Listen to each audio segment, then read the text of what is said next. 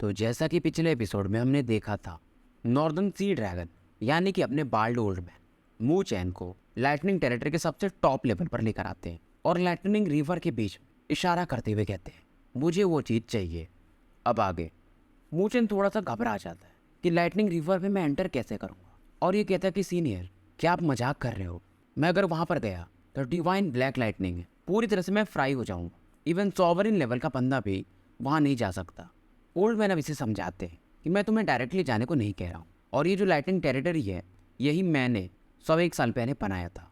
और ये बताते हैं कि समय के साथ यहाँ पर कुछ यूनिक फ्लक्चुएशन अपने आप प्रकट हो गए हैं। और ये बताते हैं लेकिन जैसे जैसे समय बीतते गया ये लाइटनिंग टेरिटरी मेरे ही कंट्रोल से बाहर निकल गया और कंडेंस होकर के एक लिविंग थिंग के जैसा कुछ बन गया है, यानी जो जिंदा हो।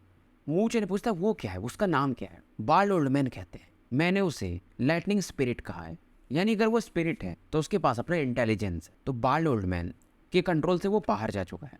और ये बताते अगर मैं गया वहाँ पर रिवर के अंदर उसे पकड़ने तो मैं अपने स्ट्रेंथ से उसको डिस्ट्रॉय तो कर सकता, पर मुझे उसे डिस्ट्रॉय नहीं करना है बल्कि उसे पकड़ना है, क्योंकि जो लाइटनिंग स्पिरिट है वहाँ पर एक चीज़ है उसे प्रोटेक्ट कर रहा है, उसे कहते हैं लाइटनिंग गॉड पिल। और इसकी मदद से बाल्ड ओल्ड मैन जो कि सोवरिन लेवल पर फंसे हुए हैं एडवांस कर सकते हैं और ये अर्थली लेवल के सोवरिन बन सकते हैं। फिलहाल जो बाल्ड ओल्ड मैन है वो सोवरिन लेवल में 9 स्टार पर पहुंच चुके हैं। मू चैन कहता है लेकिन आपको फिर तो सीनियर टीम की मदद लेनी चाहिए, पर ओल्ड मैन बताते हैं कि टाइकैंग को मैंने बताया था लेकिन वो भी पावरफुल है। तो लाइटनिंग स्पिरिट समझ जाता है और इस चक्कर में अगर बैटल हुआ तो लाइटनिंग गॉड पिल डिस्ट्रॉय हो जाएगा। अब मू चैन समझ जाता है जो भी करना पड़ेगा इसी को करना पड़ेगा। इसको टेंशन में देखकर ओल्ड मैन कहते हैं टेंशन मत लो, तुम्हारी ज़िंदगी को कुछ नहीं होगा। और ये बताते हैं कि तुम्हारे बॉडी में वो जो ब्लैक लाइटनिंग है, हालांकि तुमने इसे यूज़ कर लिया पर उसका अभी भी कुछ अंश है, यानी वो डिवाइन लाइटनिंग पॉइजन। और ये मू चैन को कहते हैं कि सॉवरिन लेवल का बंदा भी इसे संभाल नहीं सकता है, यानी ये तुम्हारा एक ट्रम्प कार्ड बन सकता है अगर तुम इस डिवाइन लाइटनिंग ब्लैक पॉइजन को कंट्रोल कर लो। हालांकि फिलहाल सेंस करना भी उसे थोड़ा मुश्किल होगा। हाँ, लेकिन अगर मैं तुम्हें लाइटनिंग गॉड फिजिक का कंप्लीट वर्जन दे दूं तो तुम आराम से ऐसा कर सकते हो। मू चैन भी अब थोड़ा एक्साइटेड हो जाता है कि लाइटनिंग गॉड फिजिक तो ओल्ड मैन ने इसे पिछली बार दिया था पर वो पूरा नहीं है। अब मू चैन मान जाता है लाइटनिंग गॉड फिजिक के लिए ये इतना बड़ा रिस्क लेने को तैयार था। अब ओल्ड मैन मू चैन से कहते हैं पर जाने से पहले कुछ प्रिपरेशंस करने पड़ेंगे। मू चैन को समझ में नहीं आता है। ये बोलते हैं कि अगर तुम लाइटनिंग रिवर में गए तो लाइटनिंग स्पिरिट तुम्हें पकड़ लेगी, तो उसके लिए हमें कुछ करना पड़ेगा। और ऐसा तभी हो सकता है जब डिवाइन ब्लैक लाइटनिंग तुम्हें हीट करे और तुम्हारे बॉडी में जो पॉइजन है वो और भी ज़्यादा बढ़ जाए। इसके बाद लाइटनिंग स्पिरिट तुम्हें पहचान नहीं पाएगी, क्योंकि तुम्हारे बॉडी में इतना लाइटनिंग होगा कि उसे लगेगा कि तुम भी एक लाइटनिंग हो। मू चैन घबरा जाता है, नहीं नहीं ब्लैक लाइटनिंग कैसे? ओल्ड मैन कहते रिलैक्स, मैं इसके पावर को वैसे भी काफ़ी नलीफाई कर दूंगा। और ये कहते हैं कि जब ये मिशन खत्म हो जाएगा तो तुम्हारे स्पिरिचुअल लाइट एम्पावरमेंट मैं खुद तुम्हारी मदद करूंगा, और मेरे से अच्छा यहाँ पर कोई नहीं कर सकता। और ये बताते हैं फिर कि 9 नेत्रपड कैसे सक्सेसफुल हुई थी। मैंने उसे प्रोटेक्शन दिया था और इस दौरान मैंने जो लाइटनिंग टर्बुलेशन था डिवाइन लाइटनिंग का एक को रोक लिया था। मू चैन को अब समझ में आता है तभी मतलब हम दोनों बच गए थे। हालांकि डिवाइन ब्लैक लाइटनिंग मुझे खुद के लिए भी चाहिए था, पर मैंने उसे एक फेदर भी दिया था जिसकी वजह से निदरबर्ड को थोड़ा टाइम हील होने के लिए मिल गया था। अब ये बोलते हैं क्या तुम तैयार हो? मू चैन अब स्माइल करता है और ये तैयार हो जाता है। ओल्ड मैन को लगा नहीं था कि यह बंदा तैयार हो जाएगा, पर ये हो चुका था। और पहले बाल्ड ओल्ड मैन इसे लाइटनिंग गॉड फिजिक का पूरा वर्जन अब पास डाउन करने वाले थे, पर ये कहते पहले तुम्हें ये डिवाइन ब्लैक लाइटनिंग झेलना पड़ेगा। अगर तुम इसे झेल गए तो मैं तुरंत ही तुम्हें लाइटनिंग गॉड फिजिक दे दूंगा, और तुरंत ही ये जहाँ पर डिवाइन लाइट इकट्ठा हो रहे थे उसकी तरफ काफ़ी तेजी से बढ़ते हैं। और आगे में एक ब्लैक प्लेटफॉर्म था जहाँ पर ये मू चैन को बैठा देते हैं। मू चैन के बैठते ही इसके ऊपर में लाइटनिंग इकट्ठा होना शुरू हो जाती है। अब ओल्ड मैन अपना एक फिंगर प्रेस करते और ब्लैक लाइटनिंग काफ़ी तेजी से मू चैन की तरफ बढ़ने लगती है, और इन लाइटनिंग को ये अपने स्पेशल चेंज से थोड़ा वीक भी कर देते हैं। मू चैन जब देख रहा था बाल्ड ओल्ड मैन के पावर को तो ये भी समझ रहा था कि यार 9th ग्रेड का सोवरिन लेवल ये लोग सच में काफ़ी स्ट्रांग होते हैं। इनके सामने ये तो डिवाइन ब्लैक लाइटनिंग भी मानो एक बच्चा हो, क्योंकि डिवाइन लाइटनिंग थोड़ा रेजिस्टेंस कर रहा था पर उसका फोर्स इतना काफ़ी नहीं था। इधर मू चैन एक गहरी सांस लेता है और डिवाइन लाइटनिंग जो कि अब वीक हो चुकी थी इसकी तरफ बढ़ती है। मू चैन अपने स्पिरिचुअल एनर्जी और ब्लैक फ्लेम्स दोनों को रिलीज करता है, और साथ में जो लाइटनिंग गॉड फिजिक का इसके पास हिस्सा था उसे भी डिवाइन लाइटनिंग अब इसकी बॉडी से आके टकराती और मूचेन कुछ कदम पीछे जाके गिरता है और काफी ज्यादा ये पेन में भी था। ये अपने दांतों को पीस रहा था और इस दौरान एक के बाद एक कई लाइटनिंग के झटके ये अपनी बॉडी पर लेता है। बाल्ड ओल्ड मैन भी इसका साहस बढ़ा रहे थे कि थोड़ा देर और, थोड़ा देर और। आधे घंटे के बाद मूचेन अपनी आंखें खोलता है। इसका चेहरा पूरा पेल हो चुका था और ऐसा लग रहा था कि बॉडी में जो मसल्स वगैरह है ऐसा अपने आप कट के गिर जाएंगे। पर मूचेन अब सफल हो चुका था। 10 मिनट के दौरान इसके इंजरीज भी बाल्ड ओल्ड मैन हील कर देते हैं और फिर से लाइटनिंग के झटके के लिए इसको तैयार करते हैं। समय बीतते जाता है। मूचेन लगातार लाइटनिंग रिफाइनिंग प्लेटफॉर्म पर लाइटनिंग से हिट हो रहा था, इंजर्ड होता था। ओल्ड मैन इसे हील करते थे और फिर वही प्रोसेस दोबारा चलता था। मूचेन अब देख रहा था कि लाइटनिंग गॉड फिजिक इसका अब धीरे धीरे स्ट्रांग हो रहा है। अब मूचेन की बॉडी पर कई सारे ब्लैक स्पॉट्स भी दिखते हैं। ये था डिवाइन ब्लैक लाइटनिंग पॉइजन। पहले से ये ज़्यादा ही डेंस था और ओल्ड मैन कहते इससे तुम लाइटनिंग स्पिरिट से प्रोटेक्टेड रहोगे। अब ये मूचेन को लाइटनिंग गॉड फिजिक देने वाले थे। उसकी मदद से ये इन पॉइजन्स को कंट्रोल कर सकता है। ओल्ड मैन अपने एक फिंगर से मूचेन के फोरहेड पर एक टैप करते हैं और एक लाइटनिंग लिक्विड मूचेन की बॉडी में एंटर कर जाता है। बैंग।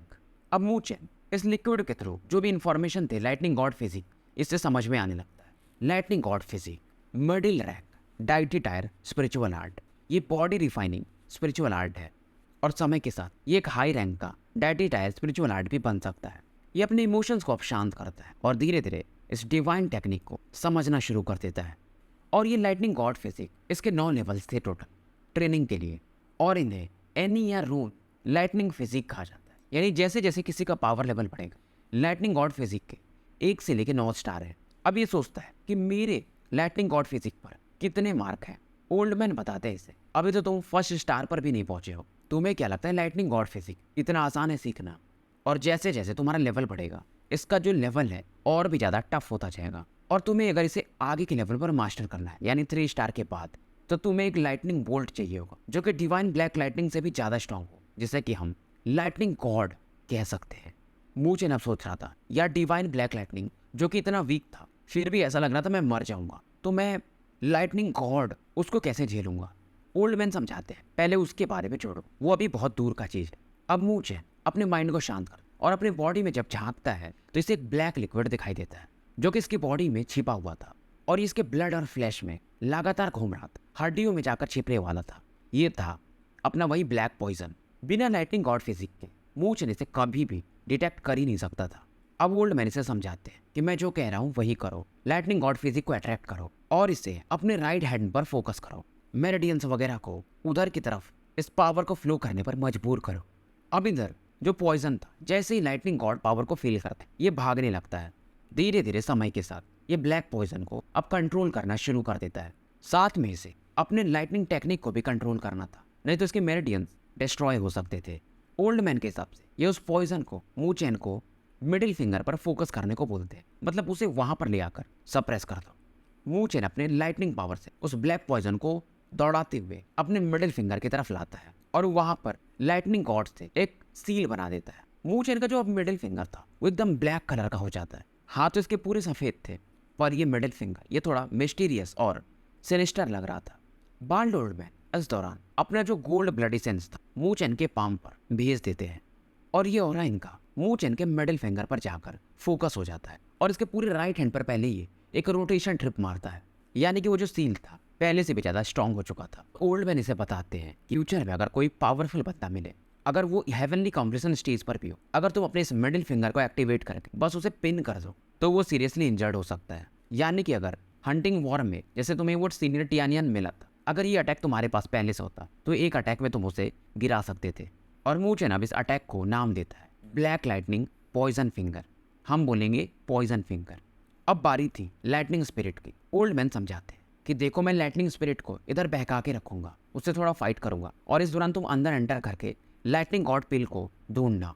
मूचेन मान जाता है। अब इसके बाद ये अपने सॉवरिन लेवल के प्रेशर से मूचेन को लपेटते हैं और उस तरफ काफी तेजी से पड़ते हैं। अब इनके बॉडी से जो निकलने वाला प्रेशर था वो वाइट ड्रैगन सॉवरिन से भी कहीं ज्यादा था। नॉर्दर्न सी ड्रैगन अब अपने बीस्ट फॉर्म में आ जाते हैं, एक ड्रैगन का शेप और 2 dragon wings. Northern sea dragon काफी बड़े थे, मूचेन बस इन्हें ही देख रहा था। अब इसे ये समझाते हैं कि इधर डिस्ट्रैक्ट मत हो। आगे जब ये पहुंचते हैं ऊपर तो वहां पर इन्हें कई सारे ब्लैक लाइटनिंग पिलर्स देखने को मिलते हैं और उनके बीच में लाइटनिंग स्पिरिट जैसे ही बाल्ड ओल्ड मैन को देखती है उसे काफी ज्यादा गुस्सा आता है और सीधा इन पर ही अटैक करने लगती है और ये अपने लाइटनिंग वेव से 10 किलोमीटर तक वाले एरिया पर अपना इम्पैक्ट दिखाने लगती है। हालांकि नॉर्दर्न सी ड्रैगन इसे इजीली डिसॉल्व कर देते हैं। मूचन इनके फाइट को देख रहा था और सोच रहा था एक न एक दिन इसे भी सॉवरेन लेवल पर तो जाना है, तब भी तो ये ग्रेट 1000 वर्ल्ड में एक नाम बना सकता है। इमोशंस को ये कंट्रोल करता है और यही सही मौका था लाइटनिंग पिल को लेने का। अब क्योंकि मूचन के बॉडी से निकलने वाला ऑरा काफी वीक था तो लाइटनिंग स्पिरिट इसे देख भी नहीं पाती यानी फील भी नहीं कर पाती। दूसरा, इसके बॉडी पर लाइटनिंग पावर था। यहाँ पर आने के बाद मूचन अपने लाइटनिंग गॉड फिजिक को यूज कर रहा था। हालांकि मूचन को ये नहीं पता चल रहा था कि वो गॉड पिल है कहाँ पर। ये पूरी गहराई में इसे अभी भी ढूंढ रहा था और जैसे जैसे ये ऊपर जा रहा था डिवाइन लाइटनिंग भी और भी ज़्यादा स्ट्रांग रहती थी और समय बीत रहा था तो मूचन भी अब पैनिक करने लगता है। आधे घंटे के आसपास निकल चुके थे और धीरे धीरे अगर इस एरिया में ये ज़्यादा रहा तो इसकी बॉडी डैमेज तो होना था क्योंकि लाइटनिंग पावर बहुत स्ट्रांग है। अब इसके दिमाग में एक ख्याल आता है कि यहाँ पर जो लाइटनिंग सी है इसके पास इन्फॉर्मेशन तो होगा ही, थोड़ा बहुत ही सही, कि वो गॉड पिल है कहाँ पर। हालांकि ये सोच तो लेता है पर इसका पावर इतना है नहीं कि लाइटनिंग्स को ये चैलेंज कर पाए। अब यही इसके पास आखिरी मौका था तो ये ज़्यादा सोचता नहीं है कि जो होगा वो देखा जाएगा और ज़्यादा पर आया तो लाइटनिंग गॉड फिजिक और लाइटनिंग पॉइजन की मदद से मैं यहाँ से भाग तो सकता ही हूँ। अब यहाँ पर जो एक वीक लाइटनिंग था उसे ये पकड़ लेता है और इसके माइंड को ये सर्च करने लगता है और कुछ इन्फॉर्मेशन इसे मिल भी जाता है और ये काफ़ी तेज़ी से जहाँ पर गॉड पिल हो सकता है उधर की तरफ बढ़ता है। थोड़े ही समय में ये जो डीपेस्ट पार्ट था लाइटनिंग सी का वहाँ पर पहुँच चुका था जहाँ पर इसे एक अलग ही मिस्टीरियस ब्लैक कलर देखने को मिलता है, एकदम इंक के समान। उस जेट ब्लैक लाइटनिंग लिक्विड से लाइटिंग लगातार निकल रही थी, पसीने इसके भी छूटने लगे थे। करूँ तो करूँ क्या? अब मूचन कुछ सोचता नहीं और सीधा लाइटनिंग लिक्विड पर कूद जाता है और अपने पाम की मदद से उसे पकड़ने लगता है और जैसे ही ये उसे पकड़ता है इसके बॉडी से यानी खास करके पाम से एक लाइटनिंग बोल्ट बाहर निकलता है और पूरे एरिया को ये कवर कर लेता है। ये देखता है कि वो जो इंक था यानी गॉड पे अब वो रेजिस्ट भी नहीं कर रहा है, उसके ऊपर का लाइटनिंग पावर गायब हो चुका है और मूचन मानो एक अलग स्पेस में हो। अब इस स्पेस में इसे एक ब्लैक लोटस देखने को मिलता है और उस लोटस के एकदम बीच में एक ब्लैक पर्ल था जो कि धीरे धीरे रोटेट कर रहा था। तो असली में ये था लाइटनिंग गॉड पिल। अब क्योंकि मूचन के बॉडी लाइटनिंग पावर था तो ये ब्लैक लोटस इसको ज्यादा रेजिस्टेंस दिखाता नहीं है कि दोनों का पावर लेवल एक जैसा है और सक्शन फोर्स के थ्रू ये लाइटनिंग गॉड पिल को खींच लेता है और जैसे ही ये इस पिल को लेता है यहाँ का पूरा स्पेस डिस्टॉर्ट होने लगता है। मूचन समझ जाता है, पिल को रखता है और जैसे ये भागने वाला था इसकी नज़र जाती है ब्लैक लिक्विड लोटस पर। अब ये सोचता है कि चलो ठीक है वो पर्ल था लाइटनिंग गॉड पिल पर ये लोटस भी तो सेम ही है तो ये भी ऑर्डिनरी तो नहीं हो सकता। ये कुछ सोचता है और उस ब्लैक लोटस पर जो लिक्विड फॉर्म में हो चुका था उसे इकट्ठा कर लेता है। मूचन अब काफ़ी तेज़ी से यहाँ से निकल रहा था पर उधर दूसरी तरफ लाइटनिंग स्पिरिट को अब कुछ समझ में आ जाता है जो कि नॉर्दर्न सी ड्रैगन से फाइट कर रहे थे। वो सीधा मूचन की तरफ देखती है और एक पागल की तरह इस पर अटैक करने लगती है। शायद उसे पता चल चुका था कि गॉड पिल यहाँ से जा रहा है और ये लाइटनिंग स्पिरिट एक पावरफुल वेव अटैक से मूचन को मारने वाली थी पर बीच में नॉर्दर्न सी ड्रैगन आकर के इसके अटैक को ही इवन लाइटनिंग को भी फ्रीज कर देते हैं। हालांकि फिर भी जो उसके स्टॉक वेव के अटैक थे मूचन को पैनिक स्टेट में तो ला ही दिए थे। दोबारा से लाइटनिंग स्पिरिट अटैक करती पर इस बार बात अलग था। नॉर्दर्न सी ड्रैगन पहले इसलिए डरते थे कि ये लाइटनिंग स्पिरिट गॉड पिल को डिस्ट्रॉय कर देगी पर अब वैसा था नहीं तो ये तुरंत ही एक आइस प्रिजन बनाते हैं और इसे सप्रेस कर देते हैं। और ओल्ड मैन जब मूचन को लेकर बाहर आते हैं तो जब ये लाइटनिंग गॉड पिल को देखते हैं थोड़े इमोशनल हो जाते हैं कि इसको तो मैं 100 साल से तैयार कर रहा था, फाइनली मुझे मिला। अब इसके बाद ये सॉवरिन लेवल 9 स्टार से ऊपर अर्थ लेवल के सॉवरिन बन सकते हैं, एक ट्रू एक्सपर्ट। ओल्ड मैन अब फिर से शांत होते हैं और कहते हैं मूचन तुमने बहुत बड़ा काम किया है, मैं तुम्हें कुछ और देना चाहूँगा। मूचन कहते नहीं, वैसे भी आपने मुझे लाइटनिंग गॉड फिजिक का फुल वर्जन और साथ में वो डिवाइन ब्लैक पॉइजन फिंगर दे दिया है और अभी तो आप मुझे स्पिरिचुअल लाइट एम्पावरमेंट देने वाले हो, अब मुझे और क्या चाहिए, बहुत है इतना। ओल्ड मैन भी स्माइल करते हैं कि बात तो सही है और मूचन भी स्माइल करके वो जो लिक्विड लोटस था उसे भी दिखाता है इन्हें और कहता है कि सीनियर मुझे ये लाइटनिंग गॉड पिल के पास में मिला था, मतलब पिल इसके ऊपर ही था। ओल्ड मैन पहचान जाते हैं ये तो लाइटनिंग गॉड लोटस है, एक रेयर हेवनली ट्रेजर। और ये कहते हैं मुझे लगा नहीं था कि ये दोनों एक साथ जन्म लेंगे वहाँ पर, गॉड पिल और गॉड लोटस। और ये कहते हैं क्योंकि ये तुम्हें मिला है तो तुम इसे रख लो क्योंकि इसका मुझ पर ज़्यादा इफेक्ट नहीं होगा, तुम्हारे लाइटनिंग गॉड फिजिक के लिए ये काफ़ी अच्छा हो सकता है। तुम इस लोटस पर बैठकर लाइटनिंग गॉड फिजिक को ट्रेन कर सकते हो और इससे तुम्हारा लाइटनिंग गॉड बॉडी जल्दी जल्दी इवॉल्व होगा। मूचेन इन्हें थैंक्स बोलता है। अब यहाँ से ओल्ड मैन मूचेन को लेकर 9th लेवल पर आते हैं। पहले ये लोग 10th लेवल पर थे और स्माइल करके कहते हैं अब तुम्हारे स्पिरिचुअल लाइट एम्पावरमेंट की बारी है। ये सुनते ही मूचेन भी अब काफ़ी ज़्यादा एक्साइटेड था। शायद इसके बाद ये सोच रहा था कि मैं आराम से जुआनटोंग वगैरह को चैलेंज तो कर पाऊंगा, क्योंकि इसे अब जल्दी जल्दी हेवनली कॉम्पिटिशन स्टेज की तरफ पढ़ना था। अब ओल्ड मैन के कहने पर मूचेन अपना स्पिरिचुअल लाइट बाहर निकालता है, यानी वो अपना स्पिरिचुअल क्रिस्टल, और इसके बाद ये मूचेन से कहते हैं अपने लाइटनिंग गॉड लोटस बाहर निकालो। उसकी मदद से स्पिरिचुअल लाइट एम्पावरमेंट काफ़ी जल्दी होगा और उसका प्रभाव भी ज़्यादा होगा। मूचेन और भी ज़्यादा एक्साइटेड हो जाता है, दुआ से कम नहीं है। अब मूचेन इस लोटस पर बैठ जाता है और अपने आप इसका लाइटनिंग गॉड फिजिक एक्टिवेट हो जाता है। हालांकि इसको पेन भी थोड़ा फील हो रहा था। ओल्ड मैन उधर वो जो क्रिस्टल था उसकी ऑरा से मूचेन को घेर लेते हैं और धीरे धीरे ये जो ऑरा था मूचेन की बॉडी में एब्जॉर्ब होने लगता है और ये अपने प्रेशर से जो क्रिस्टल पावर था, क्योंकि मूचेन के पास एक स्पिरिट किंग का क्रिस्टल था, उसे भी यूज करते हैं और इन तीनों के पावर को स्ट्रांगली कंडेंस करके मूचेन की बॉडी में भेजने लगते हैं। और ये जो स्पिरिचुअल एनर्जी थी ये काफ़ी ज़्यादा प्योर थी, तो मूचेन की बॉडी में बिल्कुल भी रेजिस्टेंस होता नहीं और रिफाइन करने की भी जरूरत बिल्कुल नहीं थी। मूचेन के बॉडी के आसपास एक स्पिरिचुअल हैलो बन जाता है और इस दौरान मूचेन पेन भी फील कर रहा था। अब क्योंकि जो एनर्जी थी एक बार में मूचेन एब्जॉर्ब तो कर नहीं सकता था, तो ये वेस्ट भी होता है, पर क्योंकि यहाँ पर बाल्ड ओल्ड मैन थे तो इस एनर्जी को ये भागने तो दे नहीं सकते थे, तो इस ऑरा को भी ये दोबारा से सप्रेस करके मूचेन की बॉडी में भेजते हैं और मूचेन की बॉडी को ये आईसी लेयर से घेर लेते हैं। मतलब अगर कोई बंदा जितना ज़्यादा स्ट्रॉन्गर होगा, अगर वो सामने वाले को सपोर्ट कर रहा है स्पिरिचुअल लाइट एम्पावरमेंट में, तो ऑरा को पूरी तरह से यूज़ किया जा सकता है और अब मूचेन आराम से फोकस कर सकता था और धीरे धीरे एनर्जीज को ये एब्जॉर्ब करके काफ़ी खुश था। ये चाहते ओल्ड मैन तो इस ऑरा को जल्दी जल्दी मूचेन के बॉडी में एंटर करवा सकते थे, पर वो सही मेथड नहीं होता। समय ज़्यादा लग रहा था, पर ये एकदम आश्वस्त थे कि ये जो ट्रेनिंग मेथड है ये परफेक्ट है मेरा। तो हर एक स्पिरिचुअल एनर्जी का जो पल्स है मूचेन की बॉडी को लिमिट तक पुश करेगा और अच्छे से नरिश करेगा। मूचेन की आंखें बंद थी, प्रोसेस पूरा हो चुका था, अब बस मूचेन के कल्टीवेशन का वेट करना था। समय बीतते जाता है और धीरे धीरे 1 महीने निकल चुके थे और मूचेन फिलहाल एक डीप स्लीप में था। ब्रीदिंग भी इसका मॉन्क के समान था, बहुत हल्का ही सांसें लेता था। ओल्ड मैन दूर से बैठकर थोड़े बोर तो हो रहे थे, पर इसे देख रहे थे और ये कहते यार ये लड़का, फिर ये कहते कोई नहीं वेट कर लेते हैं। इधर बाहर भी लोग थोड़े से सोच रहे थे कि 1 महीने से ज़्यादा हो गया, मूचेन अभी तक आया नहीं, और ये भी सबको पता चल चुका था कि मूचेन को spiritual light empowerment northern sea dragon दे रहे हैं। तो थोड़े लोग जेलस तो थे ही, और समय के साथ नॉर्दर्न एकेडमी पहले के जैसा एकदम शांत हो चुका था। हेवनली रैंकिंग में जो भी चेंज होने थे वो भी अब हो चुके थे और इस दौरान शेन कांगशेंग और ली जुआनटोंग ने अपना एक टीम बना लिया था और ये मो लॉन्गजी को मारने निकल भी चुके थे और पूरा हल्ला था कि मो लॉन्गजी को 2 लोग मारने गए हैं, जिसे मारना बहुत रेयर ही है।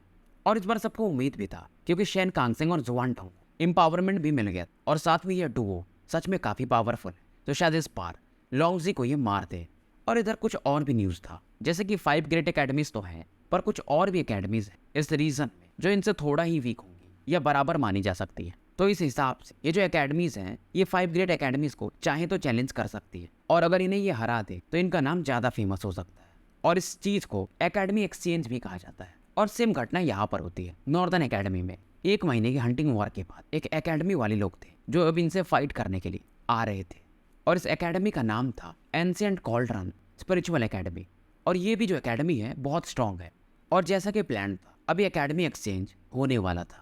और नॉर्दर्न एकेडमी वाले थोड़े सीरियस भी थे क्योंकि मूचेन बाहर नहीं आया, सीनियर जुआनटोंग और कांगशेंग मिशन पर बाहर है। पहले दिन का एक्सचेंज शुरू होता है और दोनों टीमों के लोग यानी दोनों एकेडमीज के लोग फाइट करते, पर ये फाइट बराबर पर छूटता है। पर इससे कॉल्ड्रन एकेडमी वाले थोड़े गुस्से हो जाते हैं और ये प्रिपेयर्ड थे, इन्हें पता भी था कि कांगशेंग और जुआनटोंग गायब है, तो ये अपने पावरफुल लोगों को लेकर आए थे। और मूचेन जो कि हेवनली रैंकिंग में 3rd रैंक पर है, जो कि काफ़ी मिस्टीरियस बंदा भी है, वो भी अभी 1 महीने से गायब है।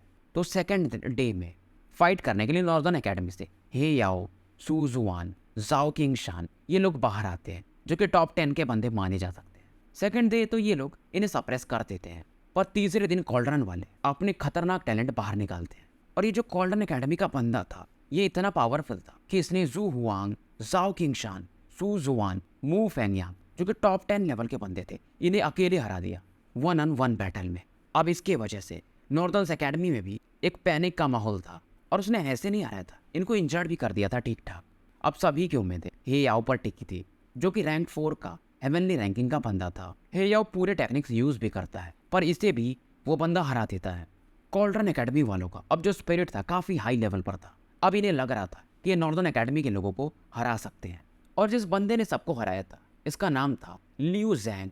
और ये बंदा एकदम हार्टलेस था, और इसके बारे में ये न्यूज़ था कि नॉर्दर्न हेवंस एकेडमी के लिए इसे एक बार सेलेक्ट किया गया था, मतलब कुछ साल पहले, पर इसने रिजेक्ट मार दिया था। और उसके बाद ये एंशिएंट कॉल्ड्रन एकेडमी को ज्वाइन कर लिया था। और इसी की वजह से ये रिवेंज भी लेने आया था, क्योंकि उस समय इसके कुछ पॉइंट्स कम वगैरह पड़ रहे थे। इधर नॉर्दर्न एकेडमी वाले बस वही चीज सोच रहे थे कि हमारे टॉप 3 तो गायब है, हम करें क्या। और इस दौरान जब सभी लोग चिंतित थे, तो सू जुआन एक लड़की के बारे में मेंशन करती कि शायद वो है जो कुछ कर सकती है, और वो भी टॉप 10 में ही थी, और उसका नाम था लुओ ली। अब इधर दूसरी तरफ लियू जैंग और कॉल्ड्रन एकेडमी वाले काफी एक्साइटेड थे कि बस इस बार हम इन्हें हरा दे, तो जो टॉप 5 एकेडमीज हैं उनमें हमारी कॉल्ड्रन एकेडमी का नाम आ जाएगा। और लियू जैंग से कोई एक बंदा या बंदी कह रहा था कि बस आपको एक दिन डिफेंड करना है, फिर हम एक कॉम्पिटिशन को जीत जाएंगे। और ये जो भी था ये कहता है कि सीनियर लियू जैंग, ये लोग भी तो टॉप 10 के हैं, चलो ठीक है टॉप 3 वाले नहीं है, फिर भी ये आपको ही नहीं हरा पा रहे। लियू जैंग भी हंस रहा था, ये क्या ही कमजोर लोग हैं ये। और ये सोचता है यहाँ पर मैं आने को सोच रहा था इतने वीक लोगों के बीच में। इधर जू वहाँ उस जुबान से पूछता है कि क्या तुमने लुओ ली को इनवाइट कर दिया, क्या वो आएगी? क्योंकि टॉप 10 के बीच में अगर उन तीनों को छोड़ दिया जाए, क्योंकि वो तीनों का पता नहीं है, तो बस लुओ ली बची है।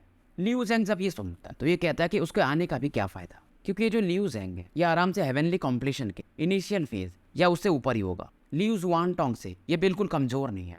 मेरे हिसाब से अगर मूचेन भी आता तो कुछ नहीं कर पाता। इस दौरान हे याओ ऐसी बातें कहता है। सू जुआन कहती है अगर हे याओ तुम्हारे में इतना दमी है तो जाके क्यों नहीं फाइट कर लेते। अब इधर ये लोग पैनिक कर रहे थे। इस दौरान हेडमास्टर टाई कांग भी आ जाते हैं और ये भी सोचते हैं यार ये लियू जैंग टैलेंटेड तो है और ये थोड़ा एरोगेंट भी है। और जो कॉल्ड्रन एकेडमी था उसके डीन फे इस दौरान काफी एक्साइटेड दिख रहे थे और इन दोनों लोगों की बातें भी होती हैं। अब वो जो डीन फाई था कॉल्ड्रन एकेडमी वाला, वो थोड़ा उछल रहा था और यहाँ पर डीन टाई के बगल मो यू बैठे हुए थे, यानी पनिशमेंट हॉल के हॉल मास्टर। और वो बताते कि मैंने वो जो न्यूज़ था पास कर दिया है नॉर्दर्न सी ड्रैगन की तरफ। शायद मू चैन भी आता ही होगा, पर मुझे नहीं पता कि कब आएगा वो। इधर डीन फाई कहता है कि डीन टाई, क्या आपके कोई स्टूडेंट हैं जो बचे हुए फाइट करने के लिए? और जैसे ही ये सब बातें ये बोल रहा था, अचानक से स्पेस में एक फ्लक्चुएशन होता है और एक लड़की जो कि काफ़ी सुंदर थी, बाल एकदम सिल्वर कलर के, अचानक से प्रकट होती है। सू जुआन और बाकी देखकर इसे थोड़े खुश हो जाते हैं कि फाइनली चलो ये आ तो गई।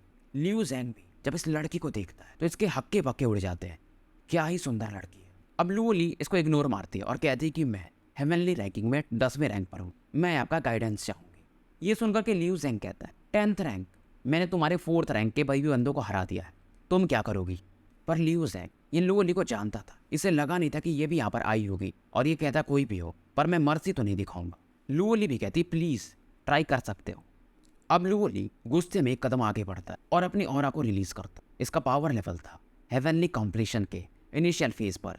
सू जुआन वगैरह भी सोच रहे थे अगर ये लुओ ली मू चैन के साथ मिलकर स्पिरिट किंग को मार सकती तो इसका ऑरा तो ज़्यादा ही होगा। उम्मीद करती हूँ ये अपने ऑरा को आज तक सप्रेस करके रखी होगी। और इस दौरान ये लियू जैंग कहता है कोई नहीं है, अब मैं तुम्हारे टॉप 3 से तो मिल नहीं पाऊंगा इस बार, पर जो वो ग्रेट एकेडमी का कंपटीशन होने वाला है सभी एकेडमीज के बीच में 6 महीने बाद, उनमें वहाँ पर मतलब मेरी उनसे मुलाकात तो हो ही जाएगी। अब ये सब सुन करके लुओ ली को थोड़ा गुस्सा तो आता है। हाथों में जो इसके लुओशेन तलवार था उसे ये टच करती है और अलग ही लेवल का स्पिरिचुअल एनर्जी चारों तरफ फैलने लगता है। और ये जो एनर्जी का लेवल था ये आराम से हेवनली कॉम्पिटिशन स्टेज पर तो होगा ही। नॉर्दर्न एकेडमी के जो भी लोग थे इनके आँख खुले के खुले रह जाते हैं। ये बंदी टॉप 10 पर है, यानी 10वें नंबर पर। और इस प्रकार का पावर कुछ लोग तो ये भी कहते हैं कि ये अपनी ऑरा छिपाने के मामले में मू चैन से भी कहीं ऊपर है। इधर लियू जैंग का भी चेहरा थोड़ा उतर जाता है और इधर लुओ ली कहती है तुम्हें हराने के लिए तो मुझे बस एक तलवार की ज़रूरत है, एक अटैक की ज़रूरत है। तो भाइयों स्टोरी यहीं पर समाप्त करते हैं और मिलते हैं फिर एक नए वीडियो के साथ। चैनल को ज़्यादा से ज़्यादा लाइक और सब्सक्राइब करें।